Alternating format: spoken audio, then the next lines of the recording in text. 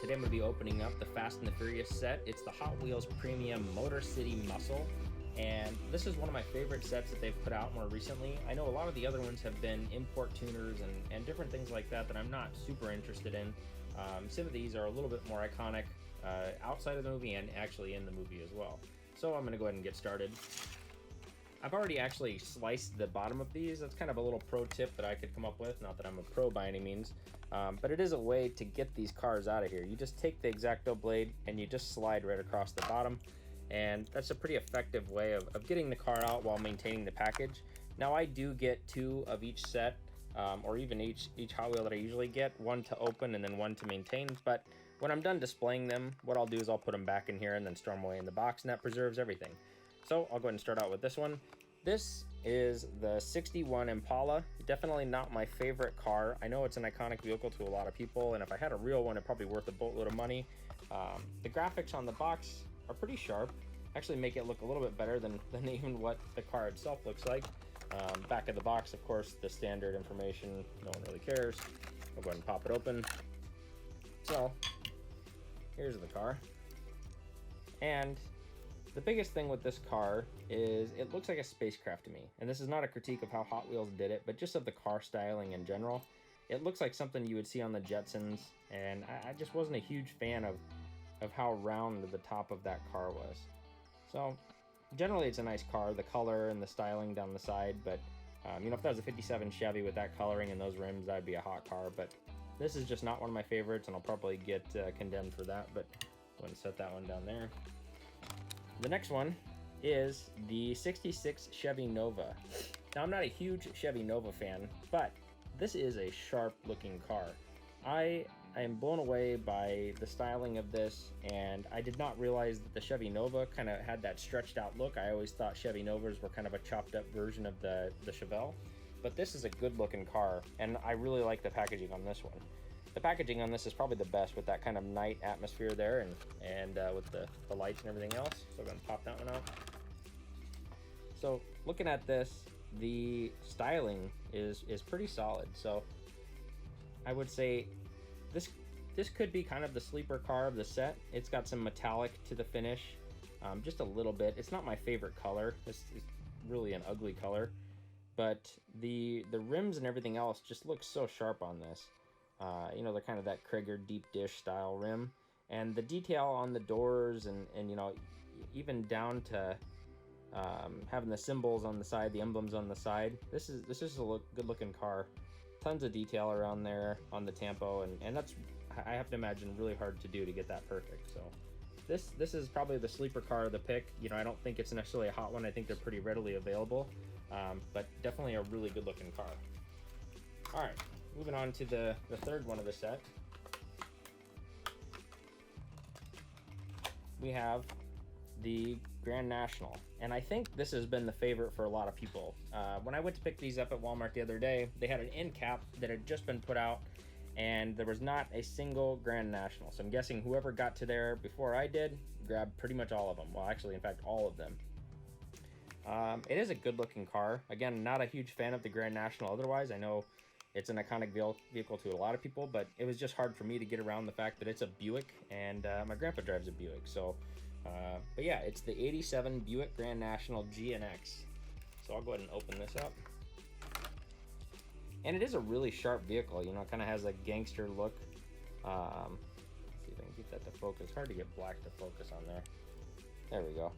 And the rims look really sharp. I believe they're very close to the same rims as what they've used on the most recent Lamborghini from the RLC club. And it looks pretty good. It's funny that they've used these kinds of rims on cars, because I believe these are more of a rim that you would see, a beadlock rim that you would see on an off-road vehicle. But this is a nice looking car. And again, it's a boxy car. At the time, I remember seeing these Buick Regals or whatever they were, and I just didn't think anything of them, and I saw people driving around town, but this looks pretty sharp. So yeah, I like this one, and a little bit harder to find, it seems. All right, so the next one is the Gran Torino. So this is a 72 Ford Gran Torino Sport, and It is nice for what it is, but again, the styling of this car, it's an ugly car. I know people will get upset about that, but it is just not an attractive vehicle. So I'm gonna pop it open. The biggest issue that I have with this is the proportions of the car. It's just a long, weird, awkward car. It's like it has a little bit of Chevelle in the back there, but they just kind of accentuated it a little bit too much. And it's like a cross between a Chevelle and a Mustang. So I don't know a lot about cars.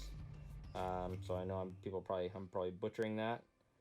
The rims are not too bad. You know, of course, they're the chrome rims, and the stripe down the side looks really good. The paint on this one actually looks really sharp. If we had this paint on that Nova, that would be a real winner to me. I could do without the stripe, but it is a nice detail that they've included there. My biggest complaints on how Hot Wheels handled this car was by doing this chrome interior. The chrome interiors just look cheap. They never look good. It doesn't look realistic. I don't know why they do that. It kind of reminds me of these cheap cars, which actually these are more expensive than the regular Hot Wheels, but they do that chrome finish on there. I think these are like $2.14 or something crazy. I thought it was kind of cool, being that it was like a Blazer, and I thought maybe I could customize it and put some custom rims or whatever, but I'm not sure what we can do with that one yet. So anyways, I'll set that one back down here. And this one was my favorite. So this is the Ford F-150 SVT Lightning. This is the truck that Paul Walker drove on, I believe it's the first Fast and the Furious movie, and it was kind of our introduction to the entire series. Way back when we really didn't know what Fast and the Furious was going to be. Paul Walker rolled up in this, and it was really iconic. There's even a spot where he goes to pull into the Racer's Edge, the shop, and chips up the front bumper, which I've heard wasn't even actually supposed to be that way. But these Ford F-150s were not the coolest trucks, you know, at the time. The Lightnings, of course, are very popular, or you know, were harder to come by as well. But yeah, generally it's kind of worn on me, and the graphics on the side, I really like this truck. So I'll pop this one open.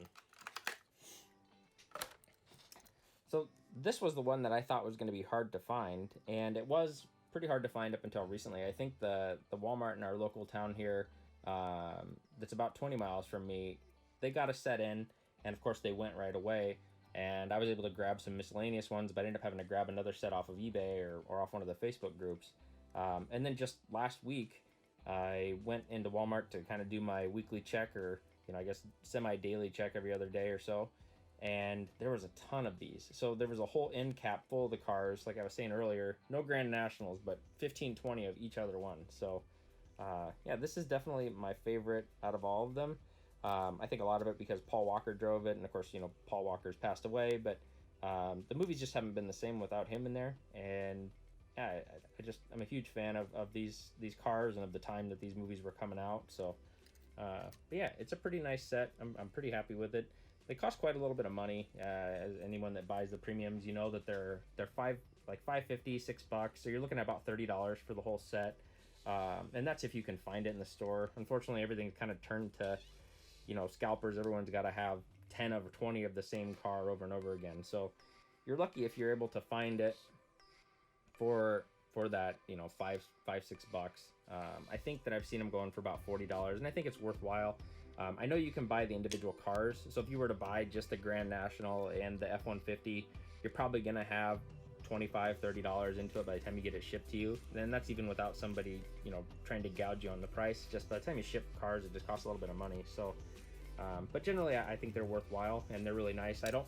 I can't imagine if you bought one or two of these, they're ever going to go down in price. I think that's always going to be an iconic vehicle. I know that they're coming out with the new Hot Wheels set, the diorama set, but in the meantime, before they announced that, I had picked up one of these, and these are the Ghost Rider vehicles. And so kind of a little side note on these are actually pretty easy to modify. So the blue rims, of course, I need to swap out the rims, but the way that it comes from the store, I believe it has this kind of engine detail and these little grabber deals on the bottom. Let's see if I can get it right here. These little flames that are floating up the side, or I don't even know what the guy is, the Ghost Rider. I've never seen the movie, but so the car, when you get it, it comes looking like this, which is, you know, that's, no one likes that. I don't know who the heck's buying that car for that. But you can just pull these pieces right off. It doesn't take any kind of modification or anything. And then you can just get in here and you just pry that little piece up, just pop it right off. And now you've got a pretty nice car. Of course, it's got the blue rims, so you need to swap those out. But I know from one of these Hot Wheels kits that I bought, or M2 kits, I guess is what they are, I was able to find some rims. So the hope is that I can take and put these rims on here. I have a few extra axles. I just need to dig through my pile of toys and see if I can find the extra axles, and then I'll pop those onto there. I've already drilled this one out, you know, front and back. And so now you can actually, you know, pull it apart and remove that axle and put in the new axle. So yeah, pretty cool vehicle generally. So this is a set that had just been recently released in Walmart. They're about $5-6. You know, they're the 5 packs. And I decided I would customize one of these cars here, the Nissan Skyline GTR, again, one of Paul Walker's cars. And it actually came out pretty decent. Yeah, so here is the set that I've customized. And it's not the exact rim, but it looks a little bit better and it slides a little bit nicer. But this is actually a pretty nice set. You know, it's got the Mustang at the top. I don't actually remember which car this one is here. The Porsche, and again, I don't remember that from the movie either. They'll go down to the Skyline GTR, and there's a really nice Camaro at the bottom, which put some custom wheels on that. That's going to be a really sharp car. So I might do that for another video down the road here. But for now, this is the Fast and the Furious set, Hot Wheels Premium Motor City Muscle Cars. So yeah, enjoy.